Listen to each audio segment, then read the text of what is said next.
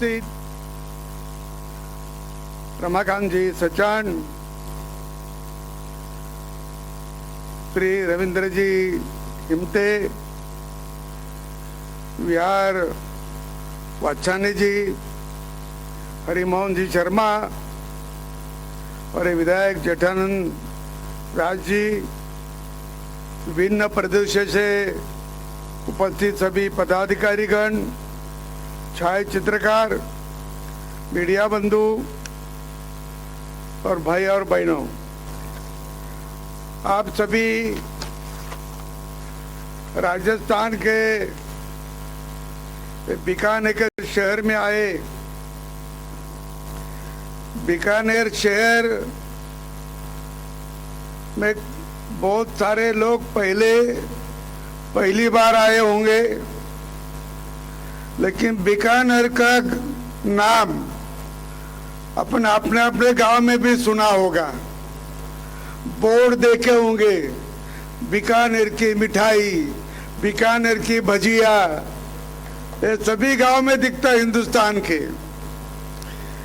और ऐसे बीकानेर में आए आप।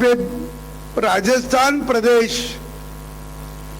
ये वैसा शूरवीरों का प्रदेश है। ये धरती धार्मिक धरती है। ये गौ माता की पूजा करने वाली धरती है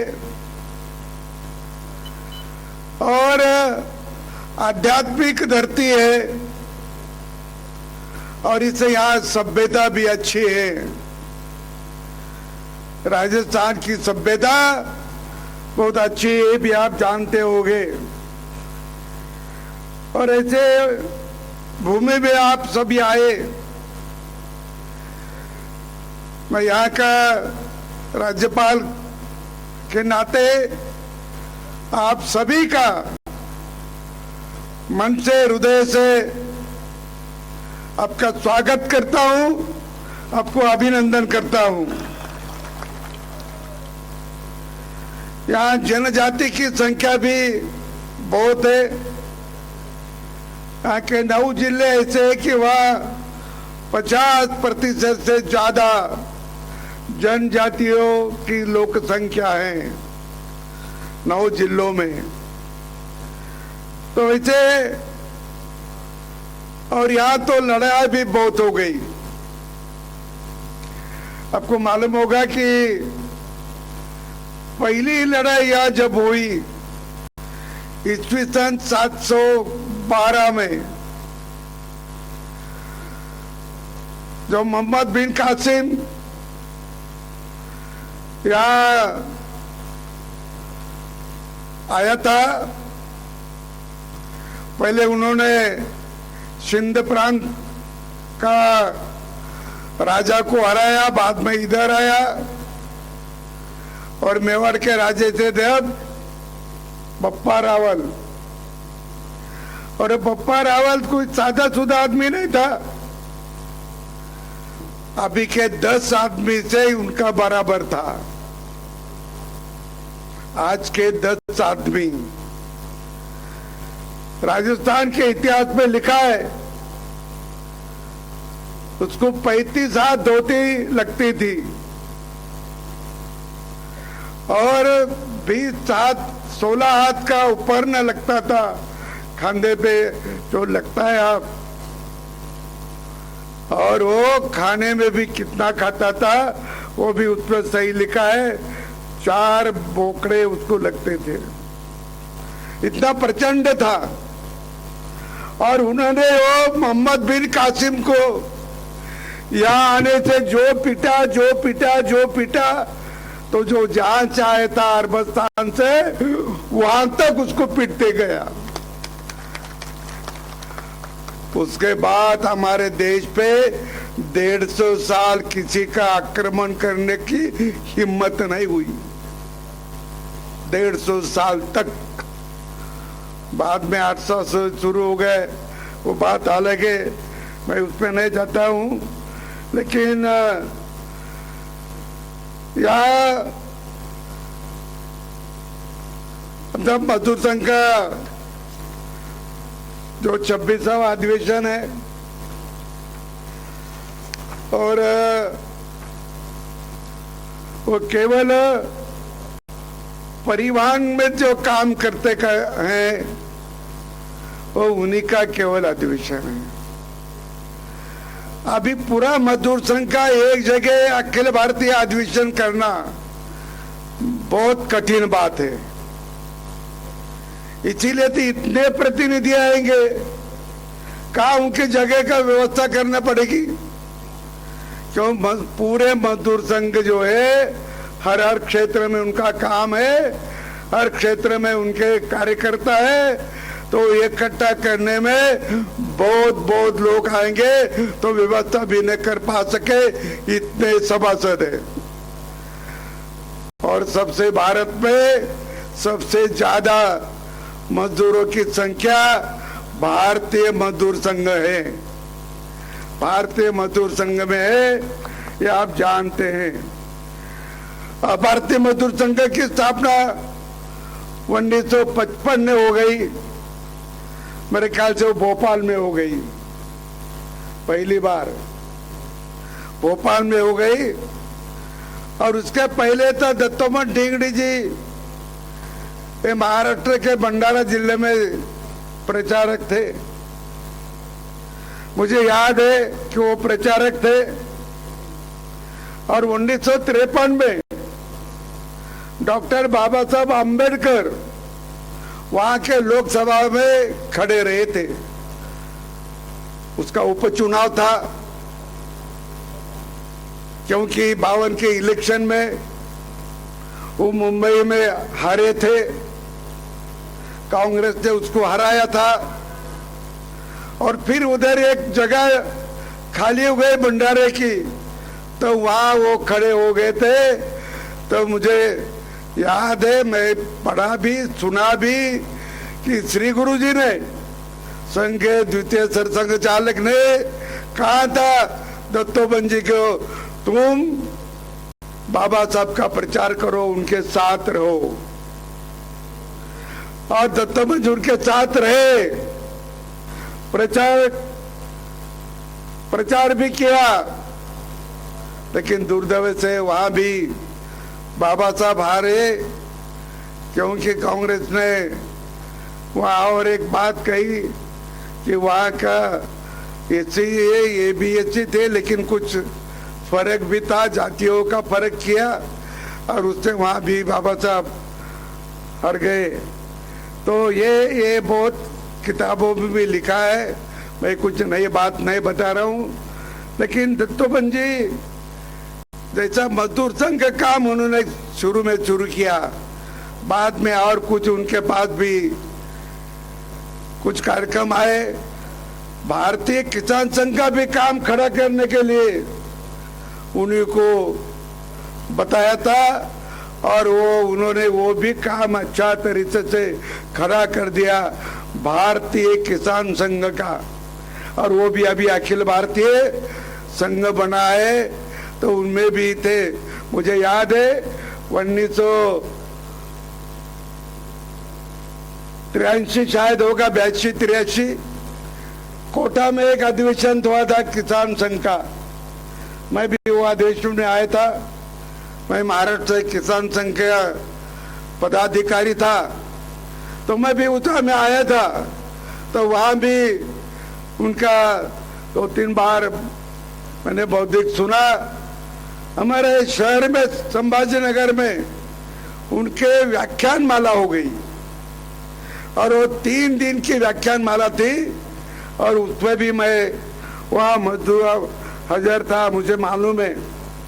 लेकिन दत्तोपंत जी ने जैसा भारतीय मजदूर संघ के कार्यकर्ता को, भारतीय मजदूर संघ के सहानुभूतिदारों को, भारतीय मजदूर संघ के लोगों के परिवार को जैसे ये स्पष्टता किया कि आप तो काम करो, आप अपनी मांगे भी रखो, लेकिन कहीं नुकसान न हो, कहीं नुकसान न हो। मांगे तो मांग सकते अपन, अपना अधिकार भी है, हक भी है, लेकिन हक के साथ साथ कर्तव्य का भी ध्यान रखो। कर्तव्य का भी ध्यान रखो। कर्तव्य और हक ये दोनों एक गाड़ी के चक्के हैं, साथ में चलना। सही बोले तो कर्तव्य को ज्यादा लोग समझते, लेकिन आपको जो आप काम करते फैक्ट्रियों में, गवर्नमेंट के कुछ परिवहन में या अन्य कई काम करते हो तो अपना तो अधिकार है और मजदूरों से ही अपना काम चलता है। और मुझे याद है अभी कि जो टेक्निकल होता है, ड्राइवर भी टेक्निकल होता है और मैकेनिक भी टेक्निकल होता है, तो तुम्हारे इंजीनियर और वैज्ञानिक से अपना देश की एक ही योजना पूरी हो नहीं सकती, ये भी उन्होंने जाना था। और इसलिए अभी उसको आप ध्यान में रखें कि वैसी स्थिति से आज भारतीय मजदूर संघ के कार्यकर्ता और लोग जो बढ़े, उस कारण से बढ़े। अपन अपना संसार चलाएंगे, अच्छी तरह से चलाएंगे, लेकिन देश का भी विचार करेंगे, राष्ट्र का भी विचार करेंगे, समाज का भी विचार करेंगे। ये विचार भी दत्तोपंत जी ने आपको दिया है। केवल अपना अपना विचार नहीं करना। जो यूनियन खुद का विचार करती थी, यूनियन का विचार करते थे लोग, वो आज बहुत कम हो रहे हैं। मुझे याद है कि उन्होंने क्या देखा, हमको क्या करना है, जो मालिक है वो मालिक हमारा खून पीता है वगैरह वगैरह ऐसी भाषा करके वहाँ भी दंगे किए, मस्ती किए। मुझे यहाँ कोई संभाजी नगर का होगा या महाराष्ट्र के होंगे तो ध्यान में आओगे कि हमारे इधर बजाज का कारखाना शुरू हो गया, 1986 में शुरू होगा। राष्ट्रपति जय सिंह जी आए थे और उनका उद्घाटन के लिए भी मैं वहां था, लेकिन 6 महीने के अंदर वहां संप हो गए। वो मैनेजमेंट परेशान थी। मैं उसी एक साल पहले एमएलए बना था, मुझे भी बुलाया तो मैं वहां जाके उनके शरीर के सामने बोला, वो मजदूरों के सामने बोला। वो तो ऐसी भाषा भी करते थे कि इसका राष्ट्रीयकरण करो, ये करो, वो करो, ऐसी भाषा भी करते थे। मैंने बोला उनको, अरे भाई वो तो 6 महीने हो गए आने को, उनको थोड़ा पनपने तो दो ना, थोड़ा पनपने दो, थोड़ा उसमें शक्ति आने दो, बाद में तुम्हारी मांगे करो ना। तो ऐसे कारखाना तो चलना है, अच्छा चला तो सभी कामगारों को भी अच्छा पगार मिलता है। और कारखाने अच्छा चला नहीं तो कामगारों को पगार कहाँ से देगी, ये भी होता है। लेकिन पगार दो, मुझे तुम चलो नहीं तो मत चलो कारखाना, हमारा पगार दो, ऐसी बात कभी मजदूर संघ ने नहीं की। हम तो पूरा काम करेंगे, अच्छा काम करेंगे।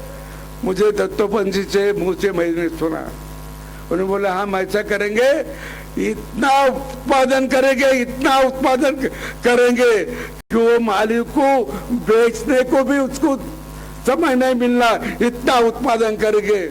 ला मटेरियल हम उत्पादन करते, ला मटेरियल हम उत्पादन करेंगे, और जो बिका नहीं तो सब पैसे उसके रॉ मटेरियल में जाएंगे और फिर वो समझ में आएगा और फिर हमारे पास वो बात भी करेगा, तड़जोड़ भी करेगा, हमारा पगार भी बढ़ाएगा। लेकिन बात कैसे, हम ज्यादा काम करेंगे और ज्यादा काम करके हमारा जो काम है वो दिखाएंगे और फिर हम ज्यादा पगार मांगेंगे तो उन्होंने देना चाहिए। तो ऐसी सोच है, जिस संगठन की ये सोच है, मालिक नहीं बोलेगा, कोई संगठन नहीं बोलेगा।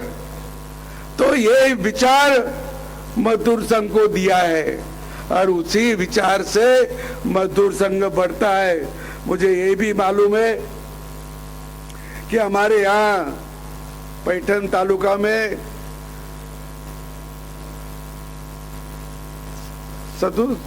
शायद 90 के पहले जो डॉक्टर को हैंड ग्लोव्स लगता है ना, हैंड ग्लोव्स लगता है डॉक्टरों को, वो हमारे देश में पैदा नहीं होता था, चीन से लाते थे सब। हमारा ऐसा एक कार्यकर्ता, एबीवीपी का कार्यकर्ता, उन्होंने सोचा ये बात तो ठीक नहीं, उन्होंने कारखाना डाला, मशीनरी लाई, सब लाई, कामगारों ने उसका नुकसान कर दिया, बंद पड़ी बहुत साल तक। अरे जो चीज अपने यहाँ नहीं बनती थी, बाहर देश से लाते थे, वो चीज बनाने का उन्होंने संकल्प किया, बैंक से कर्जे भी लिया और वो कारखाना शुरू किया, लेकिन महीना 2 महीने में वो बंद पड़ा। तो ये स्थिति तो नहीं आना चाहिए समझ में। और जिस लोग के समझे से काम करेंगे वही सभी कारखाना भी चलेगा, वो उद्योग भी चलेगा और कामगार का हित भी साध्य होगा। तो ऐसी परिस्थिति ना आना। हमारे और एक उदाहरण देता हूं, हमारे पैठण में एक फैक्ट्री थी सूटकेस बनाने की। अब पूरी नाम का वहां एक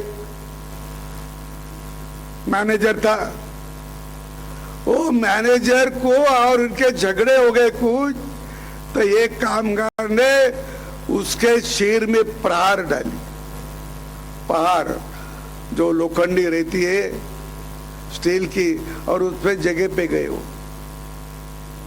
फैक्ट्री नहीं चली, बंद हो गई। अभी वो जो क्षेत्र है एमआईडीसी, सब सुविधा है लेकिन वहां कोई जाता नहीं। तो ये जो बात है, ये इतना किसने इसको पढ़ाया, कामगारों को किसने सपोर्ट किया, कामगारों ने कौन सी भाषा का उपयोग किया। और अपन देश में के तो सभी एक लोग हैं, अपन एक दूसरे को समान मानते हैं। तो ऐसी स्थिति में कामगारों का नुकसान होता रहता, ये भाई बात हमने मजदूर संघ में ध्यान में लिए है और उसी से एक सामंजस्य काम करने की आदत सभी मजदूर संघ के कार्यकर्ताओं को लगाई। ये भी आप ध्यान में रखें। मजदूर संघ का दुनिया को, मुझे एक याद है कि 2012 में मुंबई के वनमाली जो सभागृह है, वहाँ कम्युनिस्ट पार्टी के यूनियन और भारतीय मजदूर संघ के यूनियन की एक मीटिंग हो गई, ज्वाइंट समिति की एक मीटिंग हो गई 2012 में। तो वो कम्युनिस्ट पार्टी के हाईटेक से जो प्रमुख थे वो थे एमपी गुरुदास दास गुप्ता जी, मालूम हो गया आपकी, गुरुदास दास गुप्ता जी। और दूसरे एक थे, उसका नाम था खासदार तपन, और भारतीय मजदूर संघ के महामंत्री थे वैजनाथ राय। अरे ये सब हुआ थे, चर्चा चल रही थी, लेकिन जो गुरुदास दास गुप्ता थे वो बोलने को खड़े रहे और उन्होंने बोला, आपको सबको आश्चर्य लगेगा, मैं जो घोषणा दूंगा वो आप पीछे से दोहराइए, आपको सभी को आश्चर्य लगेगा, हमें कभी अभी तक ऐसी घोषणा नहीं दी। फिर उन्होंने पहली घोषणा दी, भारत माता की जय, दास गुप्ता ने, कम्युनिस्टों के ने, और फिर वंदे मातरम भी कहा और बाद में इनकलाब भी कहा, इनकलाब की जय जयकार की। अतः ये जो उनको मन में आया, एक खासदार कम्युनिस्टों का बहुत बहुत उसका नेता इसके मन में क्यों आया? तो इसके मन में यह आया कि भारतीय मजदूर संघ ने अपने मजदूरों के लिए ये घोषणा भी दी, भारत माता के तरफ उनकी जो श्रद्धा है, भक्ति है, उससे उनका काम बढ़ रहा है, उनका काम भी बढ़ रहा है। तो इसीलिए उनको लगा कि ये ऐसे ऐसे अपने आगे जाना पड़ेगा। नहीं तो जिन्होंने कोई कभी भी ऐसी घोषणा नहीं देते थे उनके अधिवेशन में, और वो इतने कट्टर थे, इतने कट्टर थे। तो अटल जी ने एक बार बोला, रशिया में बारिश हो गई, रशिया में बारिश आ गई तो यहाँ छाता खोलते थे लोग, यहाँ इधर छाता खोलते थे। तो ऐसे वो लोग थे, तो भी उनको ये विचार आना पड़ेगा, लेना पड़ेगा, ऐसे उनको लगा।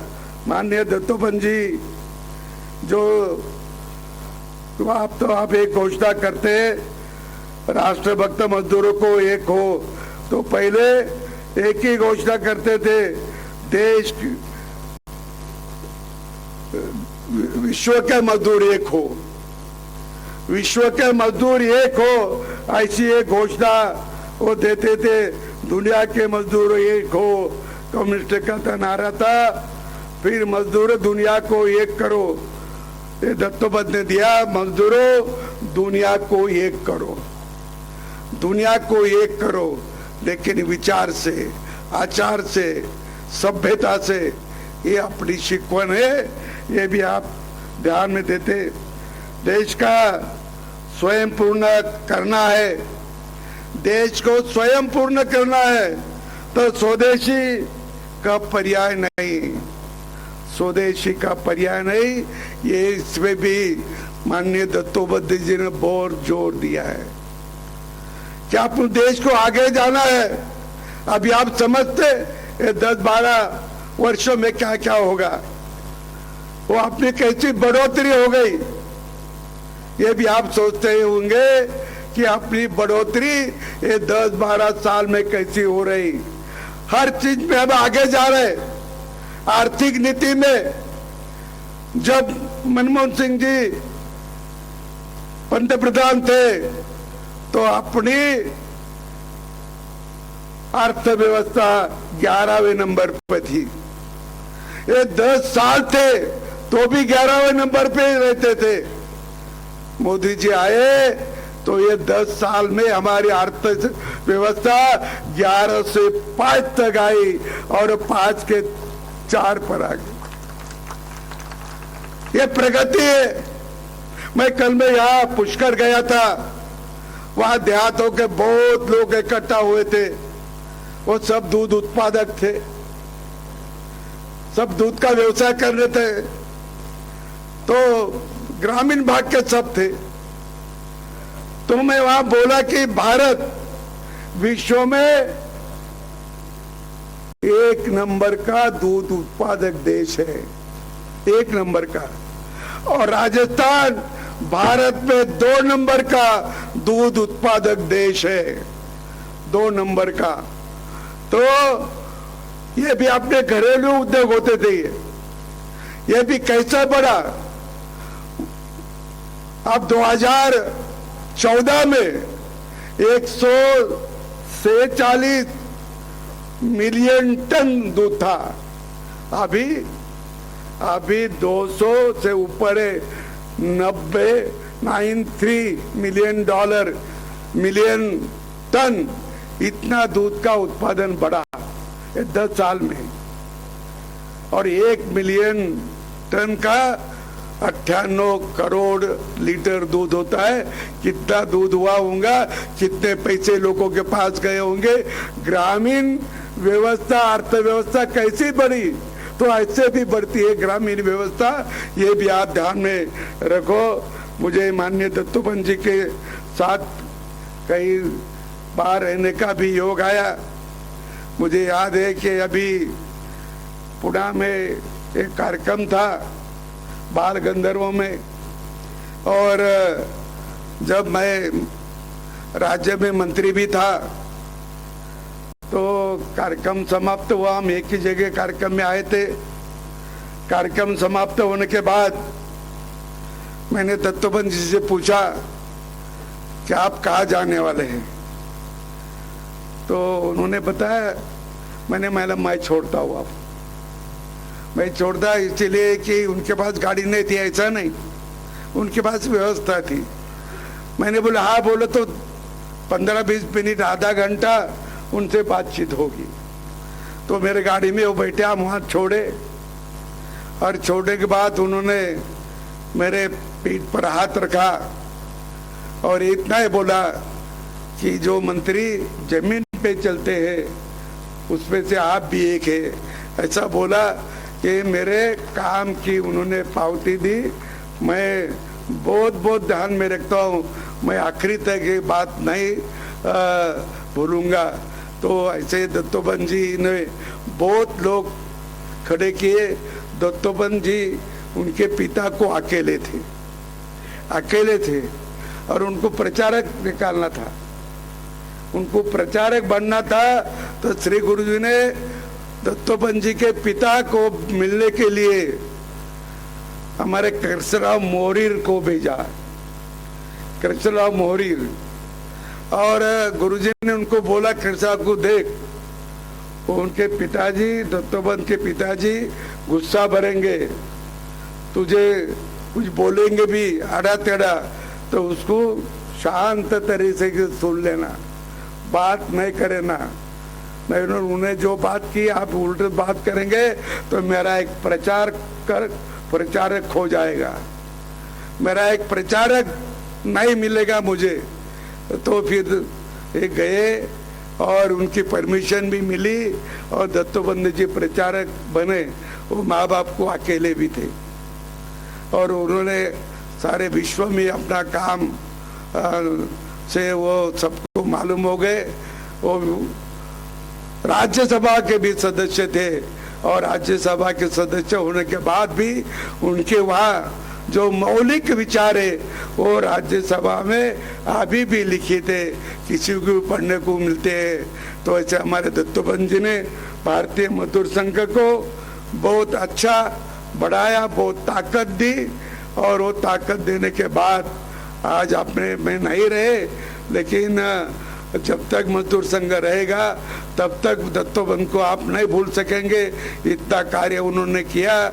मैं उनके चरण में भी को श्रद्धांजलि समर्पित करता हूँ और आपने मुझे यहाँ बुलाया, मेरा स्वागत भी किया, इसीलिए मैं आपका सभी का धन्यवाद करता हूँ, आभार व्यक्त करता हूँ और मेरे विचार को विराम देता हूँ। जय राजस्थान, जय भारत। धन्यवाद राज्यपाल जी। राजस्थान का इतिहास और आपने जो अनुभव किया है इतने दिन का, उसका हमारे साथ आपने साझा किया, इसके लिए मैं आपका हृदय से धन्यवाद ज्ञापित करता हूँ। इस कार्यक्रम में भारतीय मजदूर संघ के अखिल भारतीय उपाध्यक्ष माननीय राजबिहारी भाई साहब इस कार्यक्रम में उपस्थित है, मैं उनका भी आभार व्यक्त करता हूँ।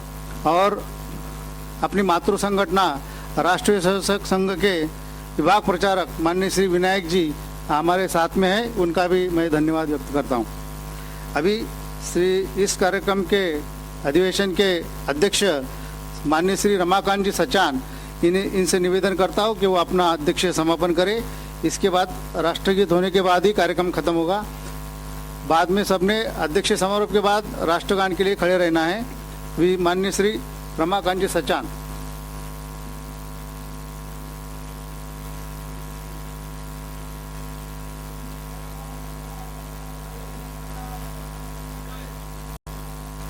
हमारे बीच में हम सबका गौरव बढ़ाने के लिए हमारे साधारण से जो है निवेदन को स्वीकार करते हुए अपने व्यस्त समय में से समय निकाल करके